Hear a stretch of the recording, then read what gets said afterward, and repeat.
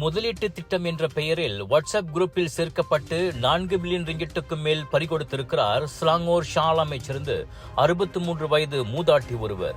March மாத வாக்கில் பேஸ்புக்கில் முதலீட்டு திட்டம் குறித்த விளம்பரத்தை பார்த்தவர் பின்னர் வாட்ஸ்அப் குரூப்பில் சேர்க்கப்பட்டுள்ளார்.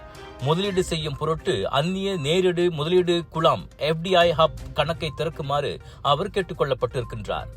11 விழுக்காடு முதல் 13 விழுக்காடு வரை வட்டி கிடைக்கும் என்றும் தொடர்ந்து பணம் போட்டு வந்தால் லாபம் கொட்டும் என்றும் அம்மூதாட்டி நம்ப வைக்கப்பட்டுள்ளார்.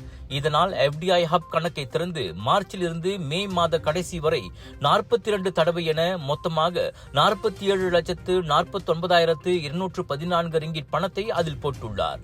முதலீடு செய்த பணத்திற்கு எப்படியும் 11.3 மில்லியன் ரிங்கிட் வரையில் வட்டி வந்திருக்கும் என்ற ஆர்வத்தில் பணத்தை மீட்க முற்பட்ட போதுதான் தனது வங்கிக் கணக்கிற்கு பணம் எதுவும் வரவில்லை என்பதை உணர்ந்து அவர் போலீசில் புகார் செய்திருக்கின்றார்.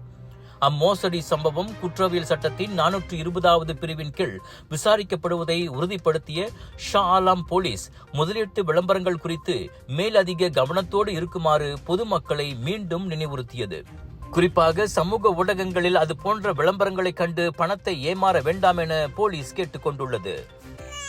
சுவாச பிரச்சனை, சளி, இருமலுக்கு உகந்த தீர்வு சைலஜா பேபி ஹெர்பல் கிரீம்.